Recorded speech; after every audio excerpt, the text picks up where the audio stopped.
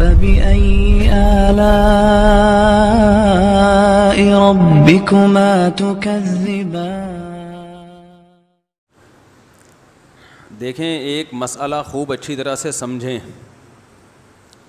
قصائی حضرات جانور ذبح سنت کے مطابق آج کل نہیں کرتے، سمجھ رہے ہیں؟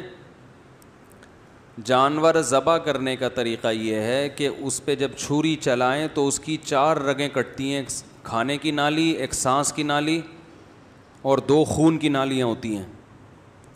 یہ کٹتی ہیں تو خون پریشر کے ساتھ نکلنا شروع، اس کے بعد جانور کو چھوڑ دیں، وہ بڑے آرام سے کٹ جاتی ہیں، وہ ایسے کریں گے کٹ جائیں گی۔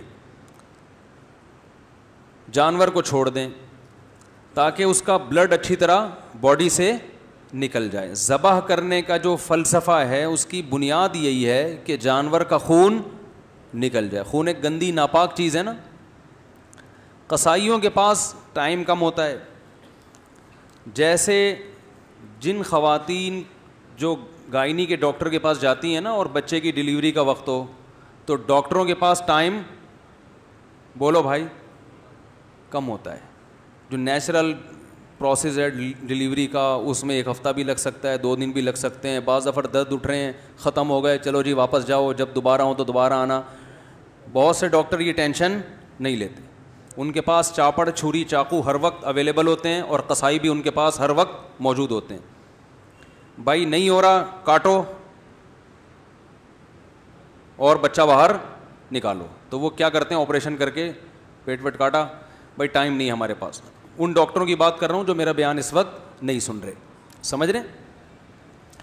تو جیسے گائنی کی جو ڈاکٹرز ہیں ان کے پاس نیچرل ڈیلیوری کا ٹائم، جو پروسیس ہے نیچرل، اس تک انتظار کا ٹائم نہیں ہوتا، تو انہوں نے چاپڑ لے کے بکتے بکتے لے کے عورت کا پیٹ کاٹا اور بچے کو باہر نکال کے سی دیا۔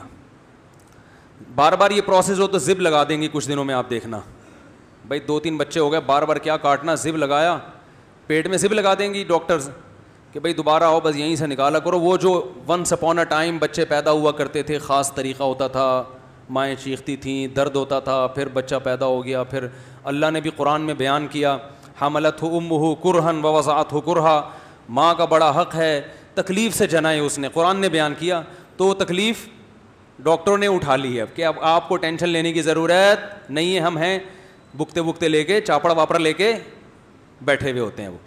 تو جو ہماری عورتوں کے ساتھ ہسپتالوں میں بیڑا غرق ہو رہا ہے نا، اللہ کی پناہ ہے وہ، تو وہی حساب قصائی بھی کرتے ہیں جانوروں کے ساتھ۔ ان کے پاس بھی ٹائم نہیں ہوتا کہ جانور تڑپے، اس کا خون نکلے، یہ جلدی ٹھنڈا کرنے کے لیے اس کے حرام مغز میں چاقو مارتے ہیں۔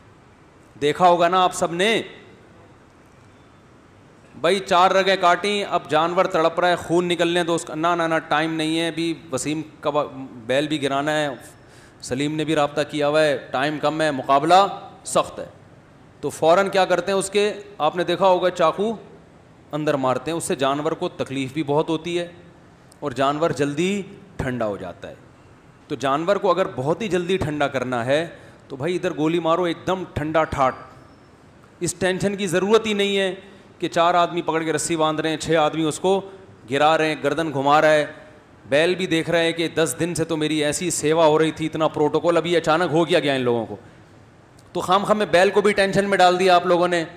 تو بھائی اگر یہی ٹھنڈا ٹھاٹ ہی کرنا ہے، ٹینشن ہی نہیں لینی ہے، تو ادھر گولی مارو ختم، یا اور آسان طریقہ ادھر ایک چاپڑ مارو اس کے گردن پہ، پیچھے سے کٹ جائے گا ایک دم گردن الگ۔ ارے وہ آج کل تو مشینیں آ رہی ہیں، یہاں رکھو گے ایک دم گردن کیا ہو جائے گی الگ، 2 منٹ لگیں گے، نہ باندھنے کی ٹینشن۔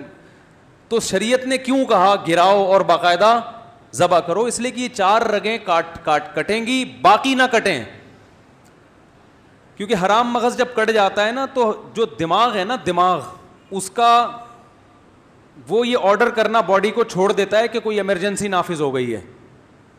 دیکھیں یہ جو پیچھے رگیں جا رہی ہیں نا، جو ہمارے دماغ میں پیچھے سے رگیں جا رہی ہیں، ان کا ہماری باڈی سے اور ریڑھ کی ہڈی کے ذریعے کنیکشن ہے نا پوری باڈی سے، تو جب جانور کے یہاں چھری چلتی ہے، یہ والا حصہ صحیح کام کر رہا ہے اس کا پیچھے سے، وہ سگنل دیتا ہے کہ کوئی ایمرجنسی نافذ ہو گئی ہے، کچھ غلط ہو گیا ہے۔ جس کے نتیجے میں باڈی کیا ہوتی ہے؟ تڑپتی ہے. جانور خوب ٹانگے مارتا ہے, تڑپتا ہے وہ, تو اس تڑپنے سے ہارٹ بیٹ تیز ہوتی ہے اور بلیڈنگ اسپیڈ کے ساتھ ہوتی ہے. تو جتنی جلدی بلڈ نکلتا ہے جانور کو احساس بھی ختم ہو جاتا ہے تکلیف کا, اور ساتھ ساتھ گوشت خون سے کیا ہو جاتا ہے بھائی؟ پاک ہو جاتا ہے. جو غیر مسلم کھانا کھاتے ہیں نا, گوشت جو مردار کھاتے ہیں, جو جھٹکے کا گوشت, اس میں آپ گوشت پکائیں گے تو آپ کو بار بار اس میں خون نکلتا ہوا نظر آئے گا. تو خون سے پاک ہو جاتا ہے. اس میں بڑی مصلحتیں ہیں. بیماریاں ساری جانور کے بلڈ میں ہوتی ہیں تو وہ بھی نکل جاتا ہے. خون ناپاک چیز ہے, اس سے بھی آپ بچ جاتے ہیں, اور گوشت میں ذائقہ بھی پیدا ہو جاتا ہے. یہ سارے فائدے حاصل ہوتے ہیں.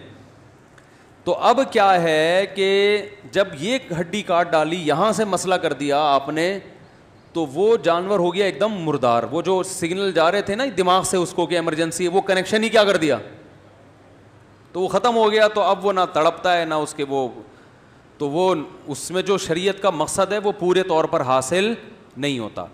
تو جانور کو اگر یہاں سے کاٹا ہے حلال تو ہو جائے گا, لیکن یہ عمل کیا ہے؟ مکروہ ہے, ناپسندیدہ ہے. اور عام کمیلوں میں بھی نا کسائیوں کو اس کا پابند بنائیں, کیونکہ یہ بلڈ جب جانور کے گوشت میں رہتا ہے تو اسے بیماریاں بھی آتی ہیں. آپ کو پتہ ہے بڑے گوشت میں جتنی بیماریاں بلڈ کی وجہ سے ہیں. میں نے ایک ڈاکٹر سے سنا کہ اگر بڑے گوشت میں بلڈ کو اچھی طرح سے نکال دیا جائے تو بڑے گوشت کی بہت ساری بیماریاں جو بڑے گوشت کی وجہ سے ہوتی ہیں ویسے ہی ختم ہو جائیں گی. تو اب آپ نے کیا کرنا ہے کہ جب جانور گرا ہے, قصائی نے جیسے ہی ذبح کیا, تو پہلے تو آپ قصائی کو آرام سے, پہلے جانور گرانے سے پہلے سمجھا دیں قصائی کو آرام سے, بھائی 4 رگیں کاٹ کے بسم اللہ اللہ اکبر پڑھ کے 4 رگیں کاٹنی, اور فوراً کیا ہو جانا ہے؟ سائڈ.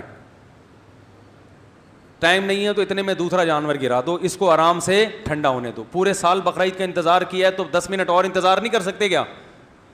10 منٹ تھوڑا دیر سے کھانا پک جائے گا, کیا خیال ہے بھائی؟ تو آپ نے قصائی کو لگا دیں, سمجھا دیں بہت اچھی طرح سے, تو انشاءاللہ اس کو کھونٹے سے باندھنے کی نوبت نہیں آئے گی قصائی کو. پھر بھی اگر نہیں مان رہا ہے, جیسے کہ نہیں مانتے, بہت سے قصائی نہیں مانتے, آپ ان کو 100 دفعہ سمجھاؤ بھائی 4 رگیں کاٹ کے چھوڑ دو, وہ نہیں مانے گا.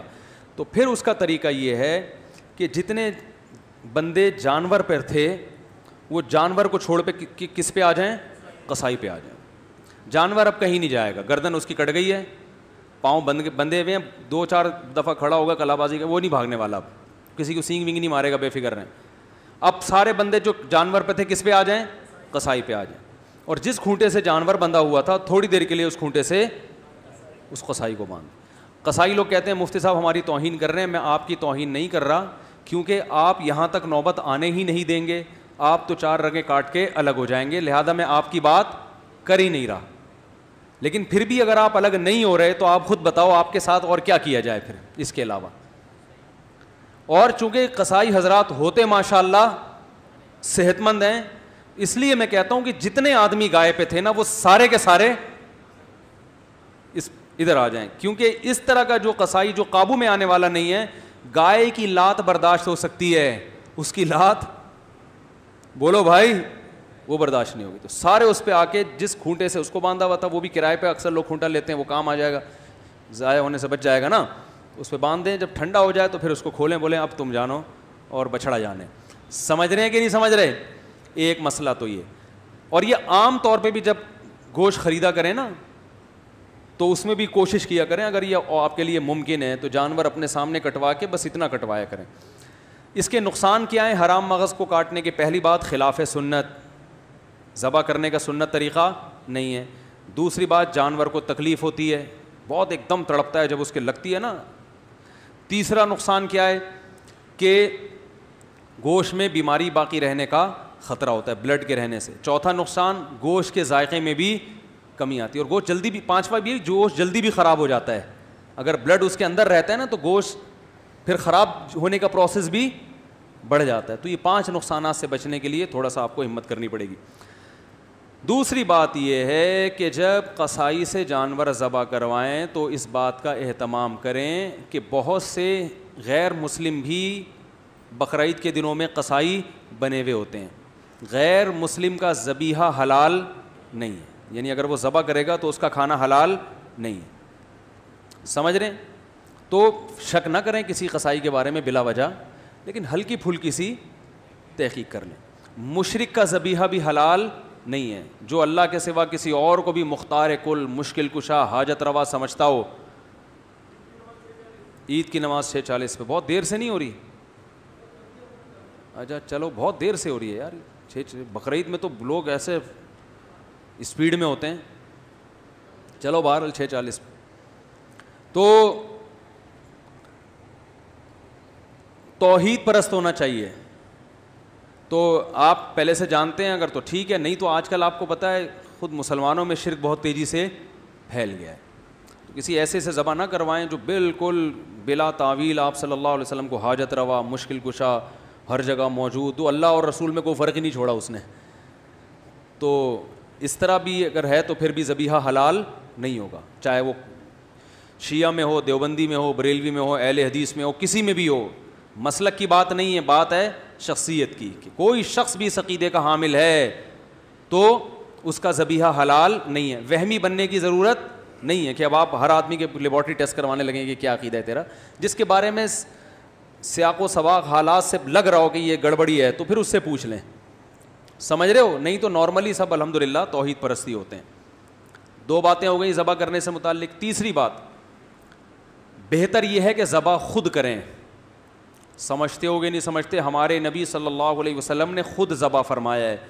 آپ صلی اللہ علیہ وسلم نے حج کے موقع پر 100 اونٹ اپنے ہاتھ سے نہر کیے ہیں, اپنے دستے مبارک سے. سمجھ رہے ہو؟ اور اپنی اضحیہ کو بھی, اپنی قربانی کو بھی آپ صلی اللہ علیہ وسلم خود ذبح کیا کرتے تھے. اس سے ایک تو دل تھوڑا سا مضبوط ہوگا. آج آپ جانور ذبح کر رہے ہیں, کل میدان جنگ میں دشمنوں سے مقابلہ بھی ہو سکتا ہے. جو یہاں اتنا نازک ہو کہ گائے ذبح ہوتے ہوئے دیکھ نہیں سکتا, تو وہاں میدان میں وہ بموں کا مقابلہ کیسے کرے گا؟ تو ضرورت تو پڑ سکتی ہے نا. جب جنگ ہوتی ہے تو پھر صرف آرمی تھوڑی ہوتی ہے, پھر جوانوں کو بھی بلایا جاتا ہے نا.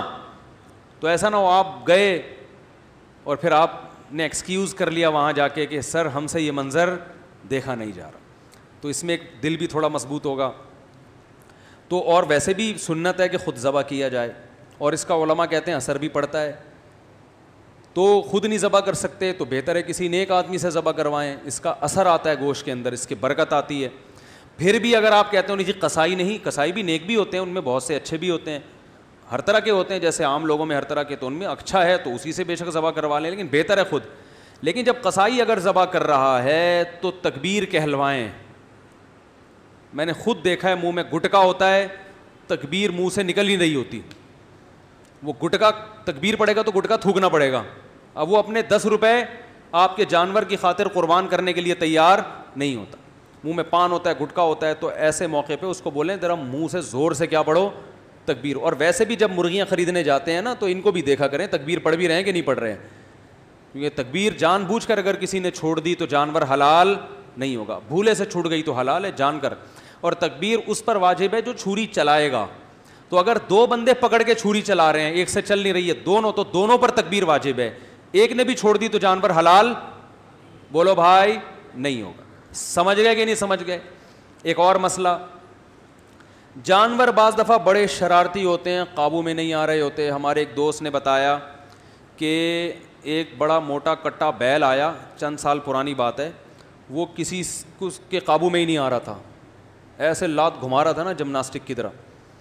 تو ایک قصائی نے بڑے فنٹر بن کے نا, اس نے کہا کہ میں سنبھالتا ہوں اس کو. تو وہ مجھے واقعہ سنا رہے تھے, کہہ رہے وہ آیا بغیر کسی خوف و خطر کے بیل کے قریب آ گیا. کہہ رہے ہیں آنے میں ٹائم لگا ہے, غائب ہونے میں ٹائم نہیں لگا. کہہ رہے ہم دیکھ رہے ہیں ابھی یہاں تک گیا کہاں. وہ بیل نے نا پلٹ کے ایسی کک ماری ہے کہ وہ دور جا کے گرا, بچ گیا الحمدللہ. تو بعض جانور شرارتی ہوتے ہیں, قابو میں نہیں آ رہے ہوتے, تو ایسے موقع پر مجبوری میں اس بات کی بھی گنجائش ہے کہ آپ ان کو گولی وغیرہ مار کر زخمی, بولو بھائی, کر سکتے ہیں تاکہ یہ گر جائیں. بلا ضرورت یہ کام جائز نہیں ہے. ایسی شدید مجبوری میں بے ہوشی کا بھی آپشن ہے, اگرچہ بے ہوش کر کے جانور کو ذبح کرنا عام حالات میں جائز نہیں ہے, لیکن ایسی مجبوری میں بعض ہوتے ہیں نا ہر قسم کے, اور آسان حل یہ ہے کہ اگر جانور آپ سے نہیں گر رہا, جانور گرانے کے چکر میں 20-30 لوگ بعض دفعہ گر جاتے ہیں, وہ کہتے ہیں یار ذبح اس نے ہونا تھا, وہ ہم رہے ہیں. تو اگر کنٹرول میں بالکل بھی نہیں آ رہا ہے تو کھڑے کھڑے اس کو ذبح بھی کیا جا سکتا ہے. یعنی 2 دھاری تلوار, 2 دھاری جو چاقو ہوتا ہے نا, اس سے آپ گائے کے یہاں کٹ لگا سکتے ہیں, ادھر سے گھسائیں گے تو اس کی 4 رگیں کٹ جائیں گی, تو وہ کھڑے کھڑے ہی ذبح ہو جائے گی. یہ شدید مجبوری کی بات کر رہا ہوں میں, نہیں آ رہی بات. بھائی آپ نے گردن پہ اس کے چاقو مار دیا, خون بہا, وہ گر گئی, تو پھر اس کو پورا ذبح کر دیں. تو مجبوری میں اس طرح بھی کرنا جائز ہے. سمجھ رہے ہیں کہ نہیں سمجھ رہے ہیں؟ تو ایک مسئلہ یہ ہو گیا.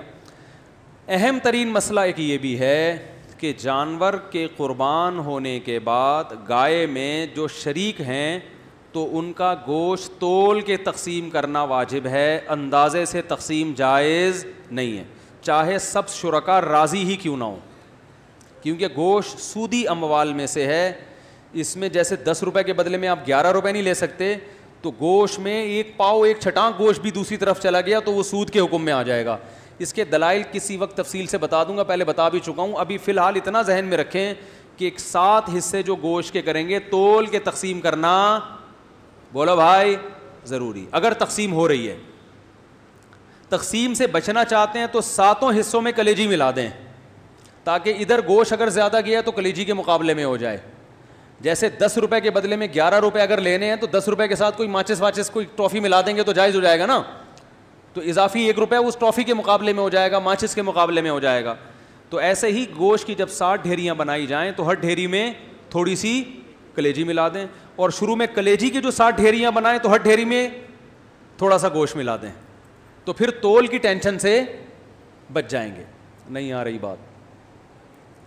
آسان ہے یار, خلاصہ بتا دیتا ہوں. گوشت تول کے تقسیم کریں اور کلیجی بھی ہر ایک میں تھوڑی تھوڑی ملا دیں, بس اتنا.